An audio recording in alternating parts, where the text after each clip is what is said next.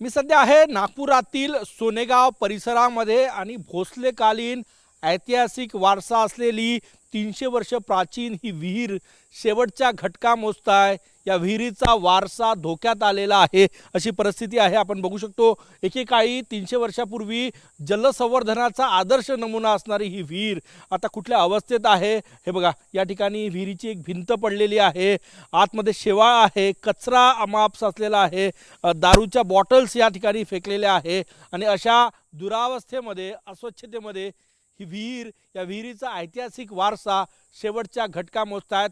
या परिसरातले नागरिक मागणी करतायत की या विहिरीचं पुनरुज्जीवन व्हावं, सौंदर्य परत व्हावं, कारण की हा संपूर्ण परिसर तुम्ही बघितला तर हा परिसर एक जंगल परिसर आहे। या ठिकाणी ऐतिहासिक जंगलवाले हनुमान मंदिर आहे, शेजारी श्रीकृष्ण मंदिर आहे आणि चांगला एक पिकनिक स्पॉट आहे, परंतु या विहिरीचा ऐतिहासिक वारसाच धोक्यात आल्यामुळे लोक जे आहेत ते आता मागणी करतात की विहिरीचं पुनरुज्जीवन व्हावं। माझ्यासोबत सचिन द्रवेकर जी आहेत, वारंवार या विहिरीच्या सुधारणेसाठी आवाज उठवत आहेत। सर, काय मागणी आहे तुमची?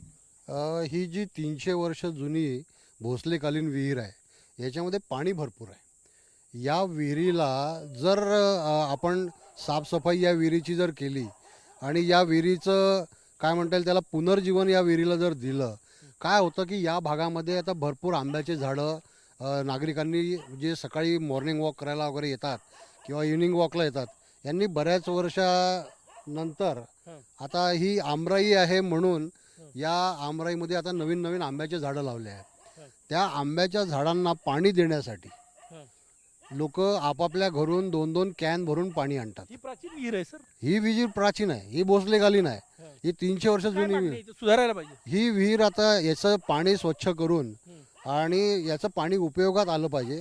आणि ही जी भिंत वगैरे जी खचली आहे किंवा ही हेरिटेज विहीर आहे, त्याच्यामुळे आता काय झालं की 2 दिवसाआधीच नागपूर महानगरपालिकेच्या स्थायी समिती अध्यक्ष जे आहेत शिवानी दाणी आणि या भागातले जे नगरसेवक आहेत ईश्वर ढेंगळे, अमोल शामकुळे आणि इतर लोक यांनी या विहिरीला व्हिजिट केलेली आहे। आणि या विहिरीसाठी आता हेरिटेज कमिटीकडे ते प्रस्ताव पाठवणार आहे, कारण की त्यांचं अप्रुव्हल घेणं जरुरी आहे। नक्कीच हेरिटेज कमिटीचं अप्रुव्हल घेणं गरजेचं आहे। एकूणच नगरसेवक या ठिकाणी येऊन गेले, स्थायी समितीच्या अध्यक्ष या ठिकाणी येऊन गेल्या। मागणी एवढीच आहे की जी ऐतिहासिक विहीर आज शेवटच्या घटका मोजतायत तिचं जुनं सौंदर्य परत यावं हीच मागणी आहे। कॅमेरामॅन साईसह गजानन उमाटे, TV9 मराठी, नागपूर।